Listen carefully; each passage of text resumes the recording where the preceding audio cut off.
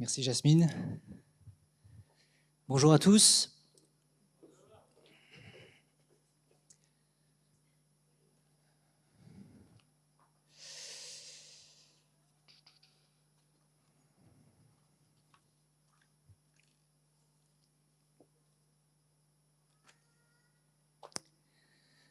On a vécu déjà une première partie de célébration assez forte. Je vois d'ailleurs que l'heure est avancée. Donc je vais prendre mon téléphone pour gérer le temps. Sinon, merci. Combien j'ai, Jasmine? Vous voulez combien? «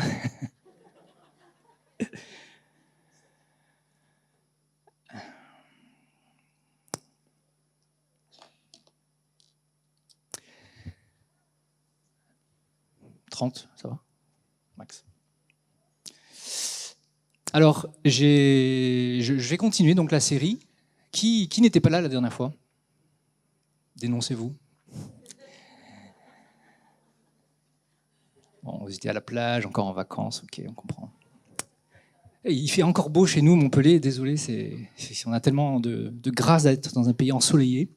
Donc je vais faire un petit rappel très court, rapide sur la série, parce que Pasteur Rodrigue, pasteur principal, a expliqué la nouvelle série. Et c'est vrai que le titre est un peu mystérieux, In and Out, dedans et dehors. Je ne suis pas très bilingue, mais jusque-là, ça va. Et en fait, donc dimanche dernier, Rodrigue a prêché sur un texte très très fort d'Ésaïe 6 qui dit « Dieu est saint, il est saint, il est saint, il est 3 fois saint ».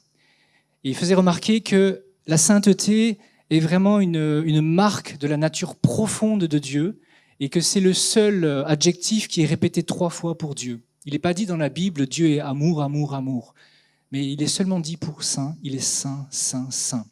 Et dans sa présence, dans le temple, on voit dans Ésaïe 6 et aussi dans Apocalypse 4 qu'il y a des êtres célestes qui crient cela et ils font que ça en fait. Ils font juste que ça, ils ne disent que ça. Saint, saint, saint. Et il disait dans sa prédication une phrase assez percutante d'ailleurs, c'est que Jésus est mort à cause de la sainteté de Dieu. À cause de cette exigence de sainteté. C'est pour cela que le Christ est mort à la croix. Alors ça, en fait, c'est le in. C'est le approchez-vous. Venez près de Dieu. C'est tous les approchez-vous de la Bible. Il y en a beaucoup. Approchez-vous près de Dieu. Et quand on s'approche de Dieu, en fait, on s'approche du Dieu saint.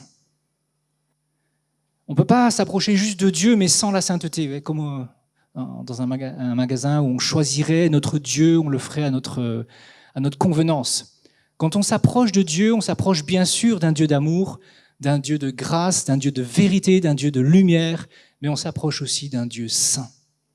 Et c'est comme si cette sainteté était vraiment l'élément le plus proche et le plus transcendant de sa présence, la sainteté. Et puis Ésaïe 6 se termine par un cri qui sort du trône et qui dit « Qui enverrai-je » Et ça, c'est le « out ». Une fois qu'on vient, eh bien, on est envoyé. Et c'est sur ce « out » que je vais parler ce matin. Alors, on va essayer dans la série les va-et-vient en français. On va essayer d'alterner. Donc, il a fait le « in », je fais le « out ». La semaine prochaine, vous aurez le « in », etc. Alors, le « out », c'est tous les « allez » de la Bible. Le plus célèbre, je dirais, c'est celui en Matthieu 28, où Jésus dit à ses disciples « Allez et faites de toutes les nations des disciples ». Mais il y en a plein d'autres, des « allez ». Alors, je ne sais pas ce qui s'est passé dans le cœur de Rodrigue. C'est lui qui reçoit de Dieu vraiment les séries, les idées. Et on reconnaît vraiment à l'équipe de direction qu'il a vraiment une inspiration qui est percutante. Et je ne sais pas ce qui a déclenché cette série en lui, mais je sais qu'il y a une statistique qui l'a troublé, qui l'a percuté. Et il en a parlé, comme quoi les maths, ça sert. Une statistique qui est un peu violente pour nous. 95% des croyants, d'après un sondage assez sérieux, ne partageraient pas leur foi. Et donc, on s'est dit, il faut qu'on parle de ce out. Il ne faut pas qu'on reste uniquement concentré sur viens, viens, viens, viens à la maison, viens à l'église, mais il faut qu'on parle de aller, de cette allée-là. Et vous savez, c'est un grand problème dans l'église, au moins en France, on le rencontre un peu partout, c'est qu'on vient, on fait que ça en fait, on vient à l'église, on vient aux réunions, on vient devant Dieu, et puis en fait on fabrique des salières, on fabrique des tas de sel, comme pas loin là près de chez nous. Vous savez, on est ce sel, et cette lumière, hein, comme dit l'évangile de Matthieu, je crois, enfin, dans les évangiles. Mais le problème, c'est qu'on reste entre nous. Et on ne va pas faire notre fonction qui est de saler le monde, d'aller mettre ce sel, notre grain de sel, justement, là où il y en a besoin. Alors, une petite image pour la mission de l'Église. En fait, témoigner, être témoin, aller, c'est au cœur de la mission de l'Église. Et ça, on aurait tendance à l'oublier. Et si je donnais une image, la mission de l'Église, c'est comme une flèche. Il y a différentes parties de la flèche. Et moi, je dirais que témoigner, être au contact justement de ce monde, eh bien, c'est la pointe de la flèche. Et c'est celle qui a besoin d'être tranchante et de bien pénétrer la cible. Le out, c'est la suite absolument logique du in. Qui enverrai-je ? Et vous savez, si on fait l'inverse, si d'abord on va avec ce qu'on est, avec notre zèle, avec notre amour pour Dieu, avec toutes nos bonnes idées, et après on revient vers Dieu pour recharger la batterie, puis on fait un peu les choses à l'envers. C'est pour ça que dans le texte, c'est d'abord Ésaïe qui vient devant le trône de Dieu, et à partir de là, il entend Dieu lui dire « Qui enverrai-je ?» Et là, il y a quelque chose qui monte en lui et qui dit « Moi, me voici, envoie-moi ». Il y a un désir ardent qui monte dans le cœur du prophète pour aller. Et quand on fait ça, et je reprends mon image de la flèche, c'est comme si Dieu tirait la flèche. Il bande l'arc et il tire la flèche. Et il y a une force, une puissance qui vient de Dieu et pas de l'homme. Bon, j'espère que je n'ai pas trop perdu avec mes images. Moi, je les trouvais bien. Donc, Qui enverrai-je ? Qui est-ce que Dieu envoie ? Alors, avant d'envoyer ses disciples, avant d'envoyer les hommes, eh bien, Dieu a envoyé 2 personnes. La première, je dirais, c'est le Fils. C'est sa parole. C'est le Christ. Et la deuxième personne qu'il a envoyée, c'est le Saint-Esprit. Avant même d'envoyer ses disciples, il a envoyé son Fils, l'incarnation, et puis le Fils et le Père, tous deux ont envoyé le Saint-Esprit sur la terre, dans le cœur des disciples. Et c'était uniquement à ce moment-là que les disciples sont allés. Donc il y a un ordre à respecter et à être conscient. Et ce matin, je voudrais juste m'arrêter quelques minutes sur le Saint-Esprit, sur cet envoi du Saint-Esprit. Jésus disait, Jean 16, « Il est avantageux pour vous que je parte. » C'est étrange quand même de la part de Jésus de dire ça. Qu'est-ce qui est mieux que Jésus ? Si je ne pars pas, le Saint-Esprit, le Consolateur, ne viendra pas. Mais si je m'en vais, je vous l'enverrai. Un peu plus loin, Jean 14, il dit « La parole que vous entendez n'est pas de moi, mais du Père qui m'a envoyé. Mais le Consolateur, le Saint-Esprit, que le Père enverra en mon nom, c'est lui qui vous guidera et vous enseignera toutes choses. » Le Saint-Esprit est envoyé par le Père et le Fils.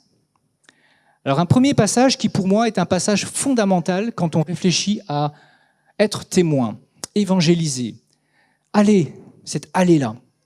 Et il se trouve dans Actes, le livre des Actes. Et je vais lire quelques extraits, c'est dans le chapitre 1.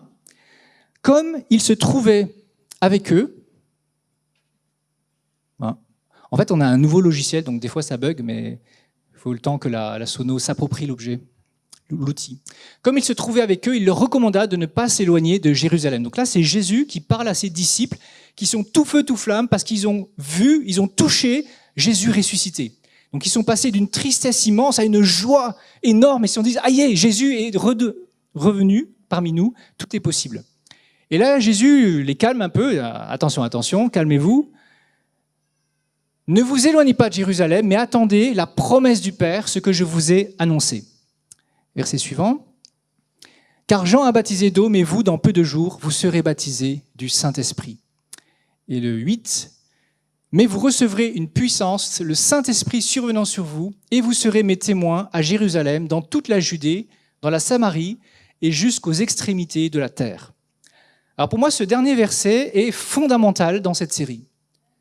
Et si vous connaissez un peu la géographie, en fait, c'est comme des cercles concentriques. Ça part de Jérusalem qui est le centre. Après, c'est la Judée, qui est finalement le pays des Juifs. Après, c'est la Samarie, qui commence à devenir le pays des païens. Et puis après, c'est le monde entier. Et il y a vraiment un déploiement de l'Évangile à partir de Jérusalem. Mais il faut attendre la venue du Saint-Esprit. Le Saint-Esprit. En méditant sur le Saint-Esprit, je me suis fait une réflexion toute bête. Des fois, on découvre des choses qu'on a sous les yeux depuis tellement longtemps. Le Saint-Esprit est saint. Il est saint. Et ça m'a arrêté. Le Saint-Esprit, surtout quand on est chrétien depuis des dizaines d'années, on connaît, on a l'impression de... Voilà. Mais en fait, il est saint. Et je voudrais m'arrêter un petit moment là-dessus. En fait, il est saint, et c'est pour cette raison qu'il est, par exemple, le dernier à être révélé. On voit dans la Bible, l'Ancien Testament, le Nouveau Testament, on voit aussi dans l'histoire de l'Église et de l'humanité, et puis on voit aussi dans nos expériences personnelles que Dieu se révèle progressivement. Et souvent, très souvent, dans les expériences, c'est d'abord Dieu le Père, c'est cet amour immense, et puis un jour on comprend la croix et on découvre Jésus, Dieu le Fils, et puis en dernier, on découvre Dieu le Saint-Esprit. D'ailleurs, c'est exactement ce qui se passe dans les actes. Les gens se font baptiser pour leurs péchés, et puis un jour, ils découvrent qu'il y a aussi le Saint-Esprit. Pourquoi le Saint-Esprit est-il en dernier ?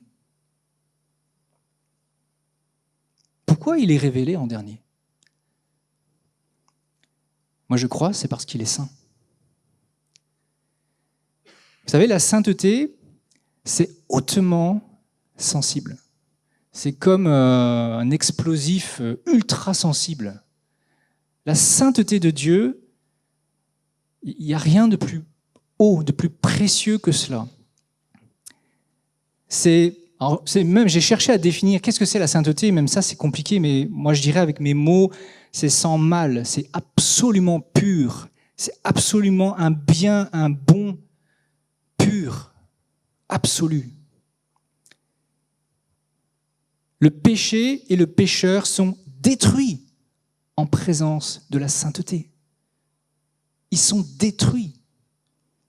Et quand on voit, même dans les actes, Ananias et Saphira, qui jouent avec cette sainteté, ils sont détruits.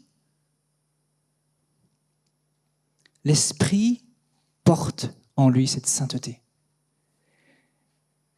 Et en méditant, j'ai compris que c'est uniquement après l'œuvre de Jésus-Christ, uniquement après l'œuvre de la croix qui expie, qui pardonne le péché, qui couvre, en fait, le mot, c'est couvrir le péché, afin que Dieu ne le voie plus, que le Saint-Esprit peut venir. Il ne peut pas venir avant, sinon il nous détruirait.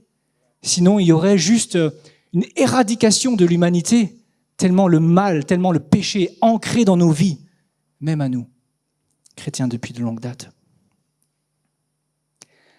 Et je m'aperçois dans ma propre vie que le Saint-Esprit, excusez-moi l'expression, fait partie des meubles, et au bout d'un moment, je perds de vue sa sainteté. Je perds de vue à quel point j'ai un privilège d'accueillir la sainteté en moi. Et je voulais, pour illustrer cela, ressortir avant, j'étais beaucoup avec les enfants et les ados et j'aimais beaucoup faire des illustrations. Alors c'est une illustration classique, mais c'est comme si cette sainteté, c'est une eau la meilleure. Alors, San Pellegrino, c'est pas mal quand même. C'est une eau qui est bonne, elle est vraiment de qualité.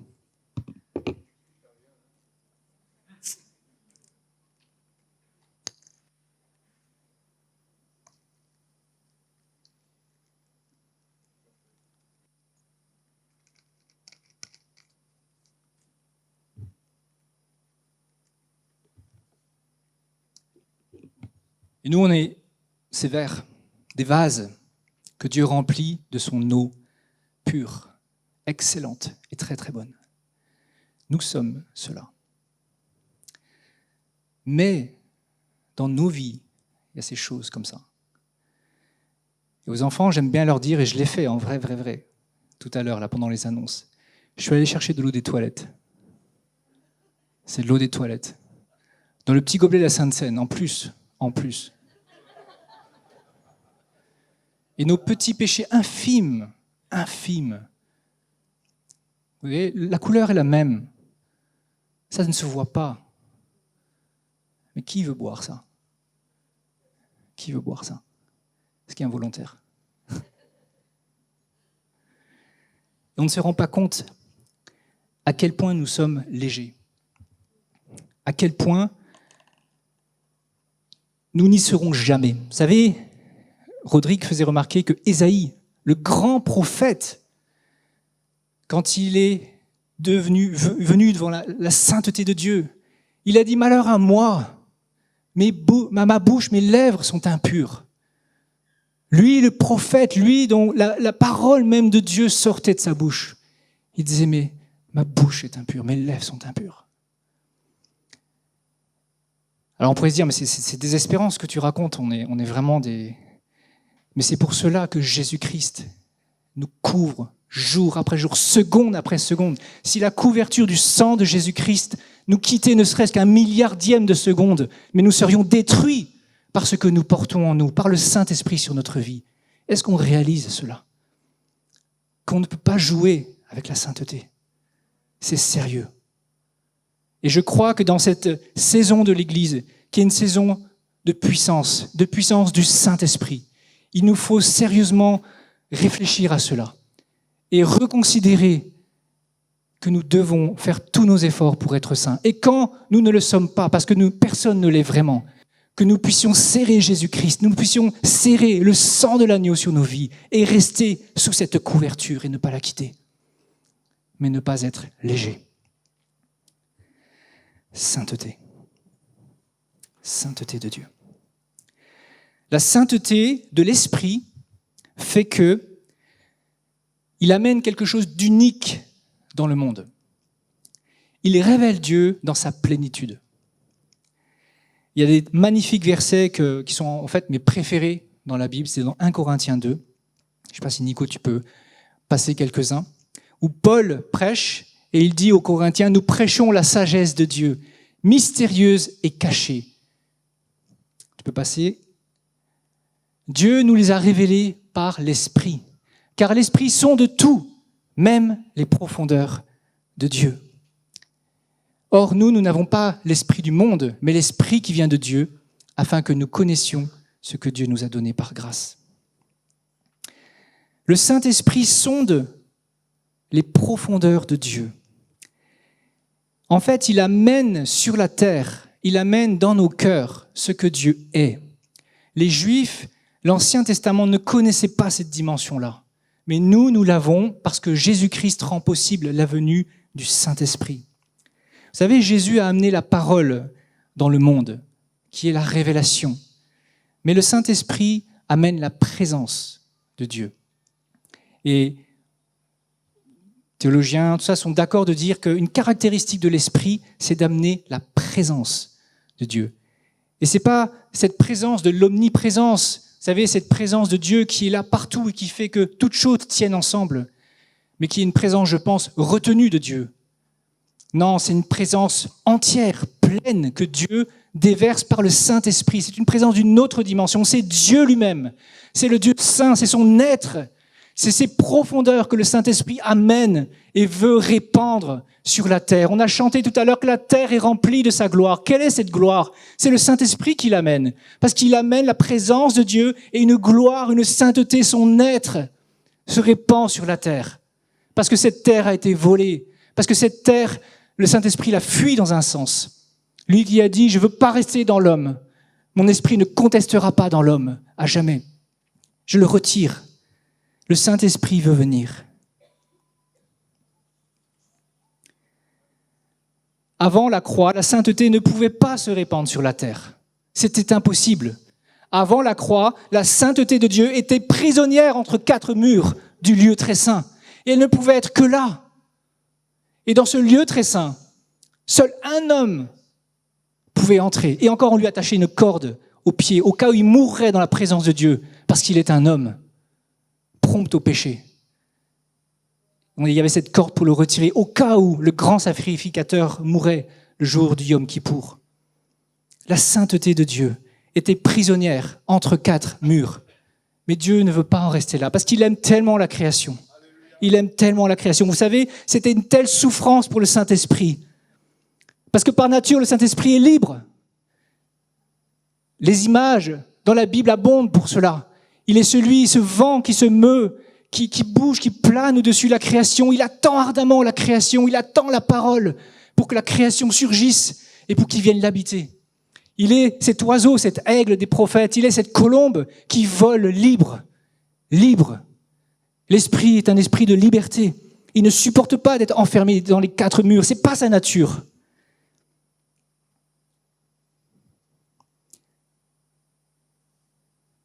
Ils sont de tout. Les profondeurs de Dieu, mais pas que, tout. Il parcourt toute la terre, dit Apocalypse 5, 7. Cet esprit de Dieu envoyé par toute la terre. Et en préparant ce message, je ressentais ce désir intense, cette intensité, cet amour profond du Saint-Esprit pour venir trouver l'homme, pour venir trouver ceux pour qui Jésus-Christ est mort, pour venir rétablir la présence sainte de Dieu dans la création et remplir la création de la gloire de Dieu. C'est cela que le Saint-Esprit veut faire, c'est cela qui est inscrit presque dans ses gènes. Il est fait pour aller et pour venir dans la création, pour établir cette communion. Et on voit très clairement dans 2 Corinthiens 13, 13 la spécificité du rôle de l'Esprit Saint.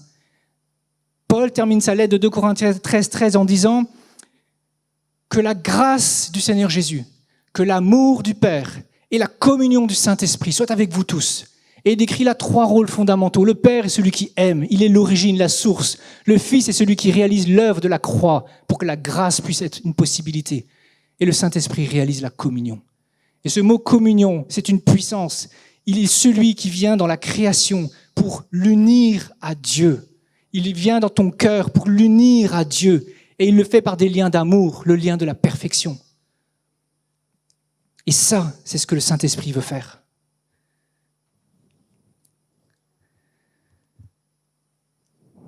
Il veut rencontrer les hommes. Et il est saint. Il ne veut pas juste amener des connaissances sur Dieu. Il veut amener sa sainteté.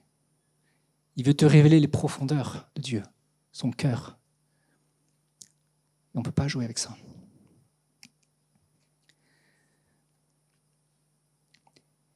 Et dans l'évangélisation, finalement, vous savez, ce n'est pas nous qui évangélisons. Ce n'est pas nous qui sommes témoins. C'est le Saint-Esprit. C'est lui qui évangélise. Mais il le fait à travers nous. C'est son choix. C'est le choix souverain de Dieu d'évangéliser, d'être témoin à travers nos vies.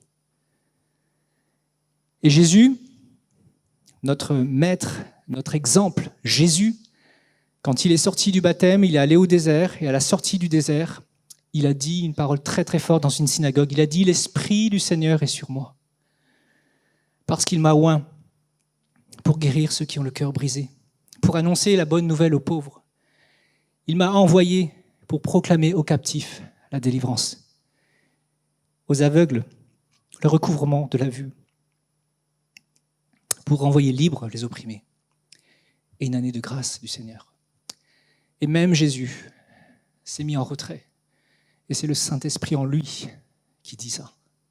C'est la mission du Saint-Esprit. Ce n'est pas la nôtre, ce n'est pas la vôtre, ce n'est pas la mienne avant tout. C'est la mission du Saint-Esprit que tu accueilles dans ta vie, dans ma vie. Tu es en mission. Je ne suis pas en train de dire qu'on n'est pas en mission. On l'est absolument, oui, nous le sommes. Mais c'est celle du Saint-Esprit en toi. Si tu vas évangéliser avec tes propres forces, avec tes propres idées, ça ne marchera pas. Et ce n'est pas ça que Dieu veut faire. C'est son cœur, c'est son intensité, c'est son amour qu'il veut faire à travers nous et nos vies. Je crois qu'il faut vraiment comprendre ça. Je crois qu'il y a des choses puissantes et belles. Je crois qu'il y a une saison merveilleuse qui est là, qui est étonnante pour Clé, pour Montpellier. Mais je crois que c'est capital de saisir ça, qu'il faut qu'on laisse le Saint-Esprit accomplir sa mission à travers nos vies, que nous l'accueillons. On a chanté, c'était puissant tout à l'heure dans la louange, Dieu sauve. Dieu seul sauve, et c'est vrai, c'est Dieu qui sauve, c'est pas toi, c'est pas ta capacité, c'est pas tes études de théologie si tu en as fait, c'est Dieu qui sauve à travers ta vie. Et Dieu, il veut pas juste révéler l'évangile pour que les gens viennent à l'église, on s'en fout de ça, excusez-moi. C'est pas ça le but. C'est pas d'avoir des églises, c'est pas d'avoir des gens qui se font baptiser. C'est que les gens rencontrent Dieu dans sa beauté, dans sa splendeur, dans sa sainteté, dans sa gloire. C'est que les gens soient réconciliés avec ce Dieu saint et que Jésus-Christ règne sur leur vie. Alors, qui sommes-nous pour évangéliser? Qui sommes-nous? Qui suis-je? Eh bien, ce que tu es, c'est tu es un temple. Si tu es chrétien, il y a quelque chose d'extraordinaire qui t'est arrivé, c'est que le Saint-Esprit, le Saint, est venu habiter en toi. Et la parole dit à plusieurs endroits, tu es devenu un temple. C'est un miracle. On ne le mesure pas, mais c'est un miracle. Tu es devenu un temple. Je fais de toi mon temple. Un temple rempli de la sainteté de Dieu. Et Jésus lui-même, vous savez, quand Marie a été couverte de son ombre, Jésus est né issu de l'Esprit Saint. Et c'est ce qui se passe quand on est de nouveau, quand on devient chrétien. Il y a quelque chose de nouveau qui vient, il y a une vie en nous qui vient. Et c'est ça, c'est le Saint-Esprit qui vient, il fait de toi un temple et il habite en toi. Tous les chrétiens ont le Saint-Esprit. Et puis, il y a une suite, c'est que Jésus, qui était conçu par le Saint-Esprit, lors de son baptême, une colombe est venue sur lui, s'est posée. Et là, le Saint-Esprit, pour nous, je pense, pour nous donner ce signe, un baptême de l'Esprit, il y a quelque chose, il y a une puissance supérieure qui vient. Et c'est juste à ce moment-là que Jésus a commencé sa mission. Et ça, c'est dans notre compréhension de nos courants d'église charismatique, c'est le baptême du Saint-Esprit. C'est quand le Saint-Esprit vient et il déploie une onction pour la mission. Il déploie une onction pour que nous puissions aller avec cette puissance, en fait, pour que l'Esprit de Dieu prenne le contrôle de nos vies et puisse agir. Et ça, c'est ce que Dieu veut faire. Et c'est ce qui est notre défi. C'est de recevoir encore et encore cette plénitude, ce baptême. Il y a plusieurs baptêmes. Dans les actes, on voit les gens, ils se font baptiser plusieurs fois. Paul dit, mais cherchez toujours à être remplis de l'Esprit. Donc je voudrais déjà vous dire à tous qui êtes chrétiens dans cette salle, vous êtes le temple du Saint-Esprit. Il y a le Saint-Esprit en vous, il habite en vous. Mais peut-être qu'il est triste. Peut-être qu'il est contrit, peut-être qu'il est prisonnier dans votre vie parce que vous lui avez mis des limites et vous ne voulez pas qu'il aille dans certains domaines. Et je voudrais simplement vous dire, laissez le Saint-Esprit prendre votre vie et cherchez ce baptême, cette puissance. Et cela a un prix. Ce prix, quand on accueille le Saint-Esprit, c'est de renoncer au péché. C'est de traquer le péché dans nos vies. Et quand nous le trouvons, nous l'apportons à la croix. Nous ne le laissons pas, comme une mauvaise herbe, grandir en nous. C'est laisser son désir, sa volonté nous remplir. C'est accepter la discipline du Saint-Esprit. Vous savez, la discipline, ça montre la soif. Et le Saint-Esprit vient dans les personnes qui ont soif.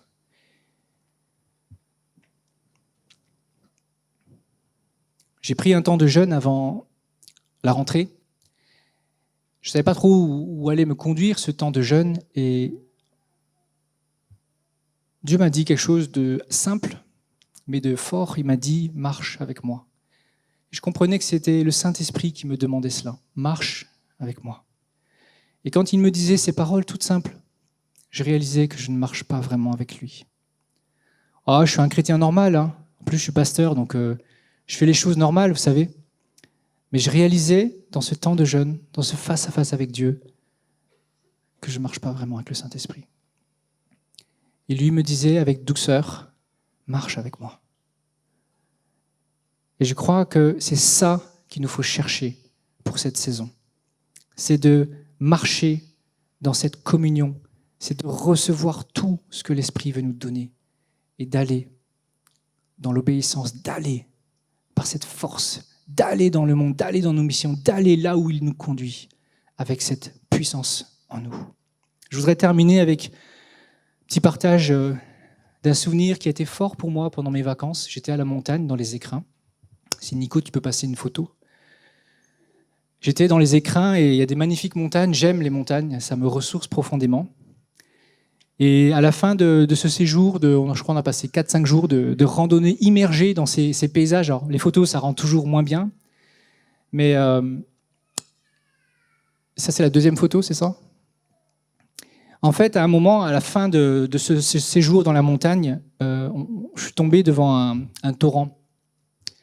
Si tu peux mettre la vidéo juste quelques secondes. Il n'y a pas de son.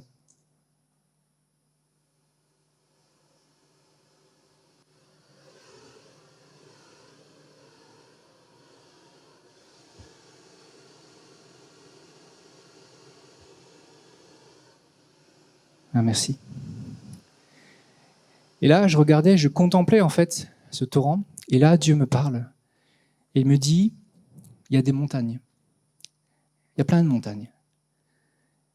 Et dans ma méditation, je comprenais que les montagnes, c'est des chrétiens. C'est une vie chrétienne. Et puis, il y a des montagnes qui peuvent être très grandes, très imposantes, mais sans eau.